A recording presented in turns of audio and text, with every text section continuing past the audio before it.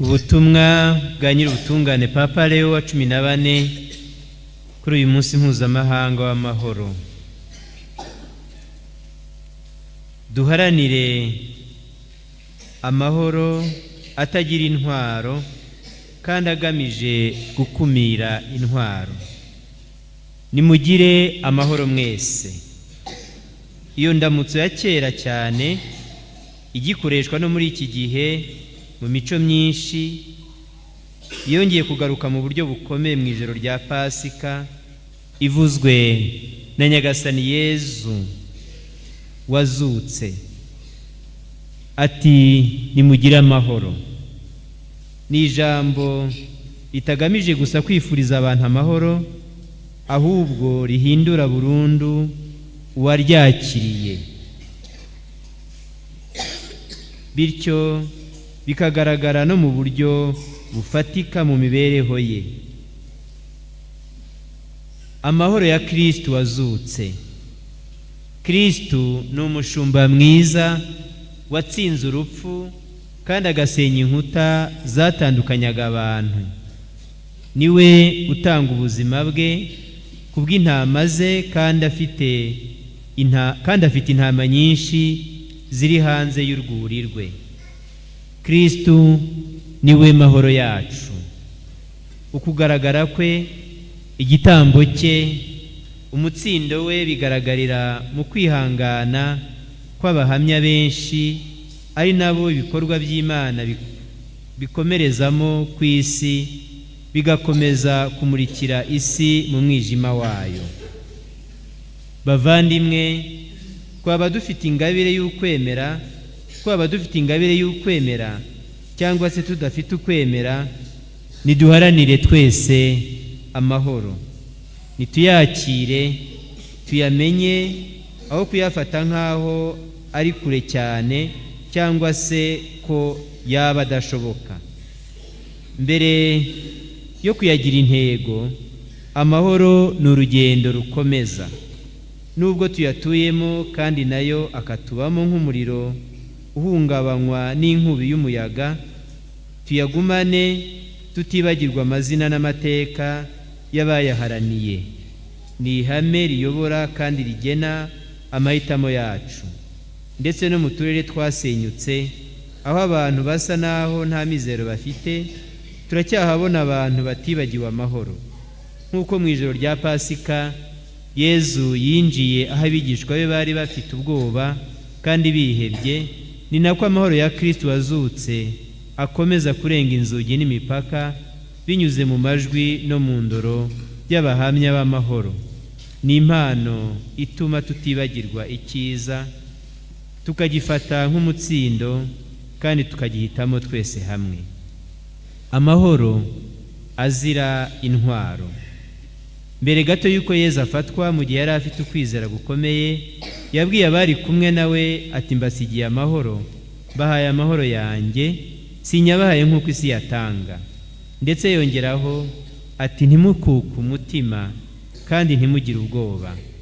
Birumvikana ko guhungabana no kugira ubwoba byari bifitanye isano n'ibikorwa by'urugomo byari bigiye kumukorerwa. Mu buryo bwimbitse, amavanjiri ntahwema kuvuga ko icyatunguye abigishwa ari igisubizo cye kitarangwamo inabi. Inzira bose batahise bemera, babimburiwe na Petero, ariko amaherezo umwigisha akabasaba kuyikurikiza. Inzira ya Yezu yakomeje guteza impungenge n'ubwoba. Yongeye gushishikariza uwari kumurwanirira ati subiza inkota yawe mu rwubati. Aya rero ni amagambo atwereka umuco wa Yezu Kristo, atwereka ko amahoro y'ukuri azira intwaro n'ibirwanisho. Mu buzima bwacu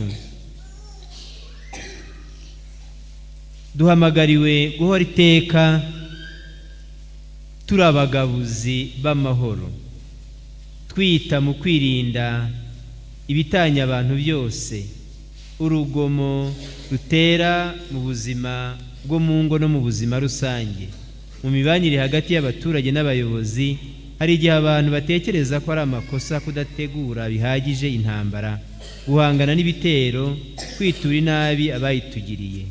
Uretse ihame ryo kwirwanaho mu rwego rwa politike, ibyo bitekerezo by'abatavuga rumwe nibyo biriho cyane muri iki gihe cyo guhungabanya umutekano w'isi, kandi bigenda birushaho gutera intambwe iteye ubwoba. Nyamara umukunzi nyawe w'amahoro akunda ndetse n'abatamukunda. Mutagatifu Agustini asaba abantu kudasenya ibiraro no kudatinda ku magambo acyocyorana, ahubwo bakagendera mu nzira yo gutega amatwi, kandi uko bishoboka kose abantu bagahura n'abandi. Hashize imyaka 60 inama ya kabiri ya Vatikani ibaye, kandi mu gusoza ivuga ko hagomba kubaho ibiganiro byihutirwa hagati ya Kiliziya n'isi y'iki gihe. By'umwihariko inyandiko ya Papa yise Ibyishimo n'Amizero yashishikaje kwitondera ubumuga dusigirwa n'intambara. Iragira iti ingaruka zihariye z'intambara zo muri iki gihe ni uguha umwanya abafite intwaro zigezweho mu by'ubumenyi, umwanya w'ibikorwa by'ubugizi bwa nabi, kandi binyuze mu buryo runaka butagoragozwa. Ibi bishobora gutuma ubushake bw'abantu bugera mu myanzuro iteye ubwoba. Amahoro yigizayo intwaro, ubugwaneza bwigizayo intwaro. Birashoboka ko ariyo mpamvu Imana yigize umwana. Iyobera ry'ukwigira umuntu kwa jambo ryujurijwe mu kugikuzimu ryatangiriye mu nda y'umukobwa wari ukiri muto, maze rigaragarira mu kiraro i Betelehemu. Amahoro ku isi byaririmbwe n'abamarayika mu gutangaza ko hariho Imana itagira kirengera, kandi ko abantu bashobora kugaragaza ko bayikunda ari uko gusa bayitayeho. Nta kintu na kimwe gifite imbaraga zo kuduhindura nk'umwana, kandi birashoboka ko ari ibitekerezo by'abana bacu, ariko nanone n'iby'abandi bantu b'abanyantege nke nkabo ari byo biduhinguranya umutima. Kuri iyi ngingo uwambanjirije kandi nubaha yanditse ko intege nke z'abantu zifite imbaraga zo gutuma turushaho gusobanukirwa neza ibyahoraho n'ibyihitira, ibyatuma umuntu abaho n'ibyamuhitana. Birashoboka ko ariyo mpamvu dukunze kwirengagiza ko hari aho tutarenga, kandi tukagendera kure abantu bafite intege nke n'abafite ibikomere, kuko bafite ububasha bwo kwibaza icyerekezo twahisemo nk'abantu ku giti cyabo ndetse nk'umuryango. Yohani Paul wa 23 niwe wa mbere wavuze ko hari icyizere cy'uko hazabaho guhagarika intwaro burundu. Ibyo bikaba bishobora kugerwaho gusa ari uko umutima n'ubwenge byahindutse bishya. Muri iki gihe ubutabera n'icyubahiro by'ikiremwa muntu byugarijwe kurusha ikindi gihe cyose, bikuruwe n'ubusumbane bw'ububasha hagati y'abakomeye. Ni gute twakwihangana muri ibi bihe by'imvururu n'amakimbirane kandi twirinda ikibi? Tugomba gushishikariza no gushyigikira ibikorwa byose bijyanye n'ubuzima bwa roho, umuco na politike bikomeza amizero, binyuze mu kurwanya ikwirakwizwa ry'imyumvire yo kutita ku bintu nk'aho imbaraga ziriho ziterwa n'imbaraga zitazwi kandi zitagengwa n'ubushake bwa muntu. Turasaba ko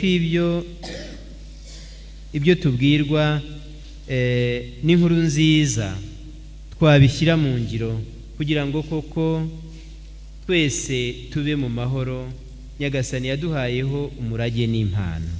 Bikorewe i Vatikani ku itariki ya 8 Ukuboza mwaka w'2025. Nyir'ubutungane Papa Leo wa 14.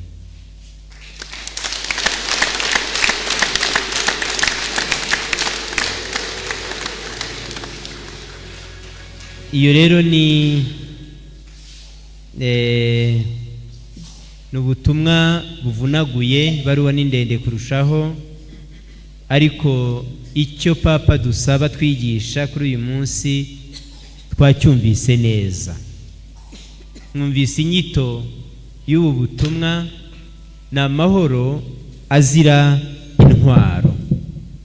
ku isi ahantu henshi ndetse n'aho iwacu muri aka karere k'ibiyaga bigari duturanye haravugwa amakimbirane, haravugwa ubushyamirane, hari induru y'imbunda, kandi imbunda bivuga ubuzima bw'abantu benshi b'inzirakarengane bicwa kubera ibyo byicisho byose. Ayo mahoro abuze mu mitima y'abantu, mu mibanire y'abantu. Hari ingingo Papa yagarutseho avuga ati kugira ngo tuzashobore kubaho mu isi ititabaza ibirwanisho n'imbunda kugira ngo igire amahoro, nuko imitima y'abantu izahinduka. Ngiryo ibanga ry'amahoro, ngiyi impano y'amahoro. Yezu Kristu yigishije amahoro, yatubereye urugero rw'amahoro.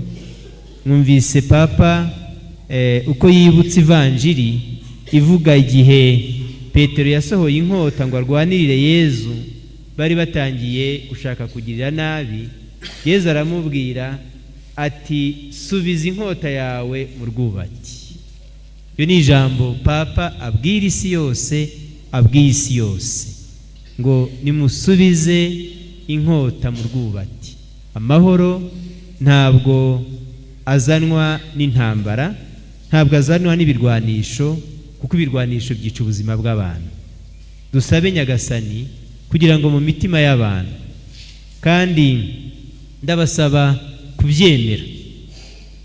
Umvise Papa urugero baduhaye, Papa Yohani Paul, Papa Yohani wa 23, kandi akikijwe abona ku isi igihe cye no muri iki gihe ni kimwe, ibihugu byinshi biri mu ntambara y'ubwicanyi bukomeye, akavuga ati icyo dushaka tugamije nuko habaho isi itagira intwaro, itagira intambara. Aho niho twerekeza isengesho. Bavandimwe, dusabe mufate nimujya mwumva bavuze ikintu cyitwa ubushyamirane, ikintu cyitwa intambara, uzajye ufata ishapure. Ntabwo ari ukujya kureba gusa muri televiziyo ngo ni hehe byabaye, ni hehe byacitse. Ibyo nuko ni amakuru, ariko umukristo iyo yumvise bavuga intambara afata isengesho kugira ngo atakambira Imana, Imana ihindure imitima y'abantu, icyazana ngo twese ku isi tube muri ayo mahoro. Uyu munsi ni n'umunsi rero w'umubyeyi Bikira Mariya, Bikira Mariya nyina w'Imana. Turazirikana ubuyoboke ndengakamere kandi ntangarugero bw'umubyeyi Bikira Mariya. Ni wa wundi wakiriye ijambo ry'Imana, kandi ivanjiri ya Luka yabitwibukije ngo agahora rizirikana iteka, agahora rizirikana iteka, rikamuturamo. Yohani intumwa niwe uvuga ngo ijambo ry'Imana nimureke ribaturemo, niribaturamo muraba mutuwe n'Imana, kuko ijambo ry'Imana riduha Imana muri twe. Bikira Mariya wahoranaga n'Imana iteka, akatubera urugero rwo kumvira Imana, kwakira Imana mu buzima bwacu, mu mitima yacu, mu mibereho yacu, no kubana nayo. Umunsi wa Bikira Mariya nyina w'Imana uratwibutsa ko muntu wari we wese yahawe kubw'urukundo rw'Imana, kubw'ububasha bw'urukundo rw'Imana, yahawe ububasha bwo kwakira Imana muri we. Nk'abakristu twiyumvisha ku gaciro twahawe ko gutwara Imana muri twe. Byashobotse muri Bikira Mariya, kandi kugira ngo bitubere ubuhanuzi. Umukristu nicyo bishatse kuvuga n'undi Kristo, kuko Kristo atwara, yakira, amuha kamere ye. Icyo gitangaza gikomeye tudakwiye na rimwe kumenyera nk'aho ari ibintu bisanzwe. Iyo bavuze umukristo tujye twumva agaciro gahanitse bifite. Ni umutwara Kristo, n'utwaye Kristo. Umukristo rero ni nk'aho wavuze ngo n'undi Mariya. N'undi Mariya, Mariya ni wa wundi watwaye Kristo, akerekana atyo imbere y'Imana ko gutwara Imana bishoboka kuri kamere muntu. Mubyeyi Bikira Mariya, tumusabe, tumusingize kuri uyu munsi, aduherekeze muri ubu buzima, muri uyu mwaka dutangiye, kugira ngo urugero rwe turwigane iteka mu mibereho yacu. Liturujia ya none irarangiriza ku mugisha. Umugisha ni iki? Umugisha ni ineza y'Imana twakira. Ineza y'Imana twayakiriye muri Yezu Kristo, twayihishuriwe na Yezu Kristo. Ineza y'Imana ni ukutuvuga neza no kutugirira neza. Iyo twakira umugisha, buryo tuba twakira ibyiza by'Imana, ineza y'Imana, ijambo ryayo riduhumuriza, umutima wayo uvamo ineza idufasha, tuba twakira ububasha bwayo, mbese tuba twakira ibyiza by'Imana byose. Niyo mpamvu twebwe nk'abemera iteka duhora dufitiye inyota umugisha w'Imana. Nkunda cyane iyo byumva cyane abana bato bangana n'abariya, iyo bakubonye mpereza umugisha, mpereza umugisha, akaza akakuyambira, kugomba no kumuyambira kugira ngo umuhe urukundo, hanyuma warangiza ukamuha umugisha. Muzajye mubaha umugisha mwese, kandi n'abantu bakuru tujye duhana imigisha natwe rwose.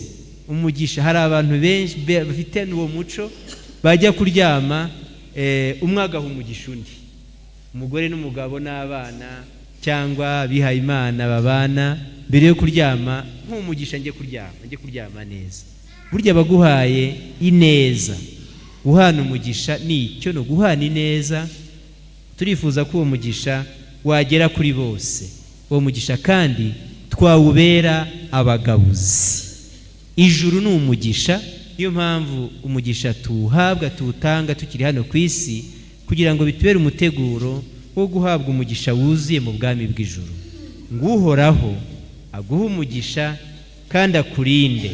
Uhoraho akurebana impuhwe kandi agusakazemo inema ze. Uhoraho akwiteho kandi aguha amahoro. Bavandimwe, bana b'Imana, bakundwa b'Imana, kuri uyu munsi utangira umwaka, mwese Nyagasani abaha umugisha, awuhe imitima yanyu n'imibereho yanyu, imiryango yanyu, abanyu bose. Inema z'Imana zibasakareho, ububasha bw'Imana n'ineza yayo bihorane namwe iteka.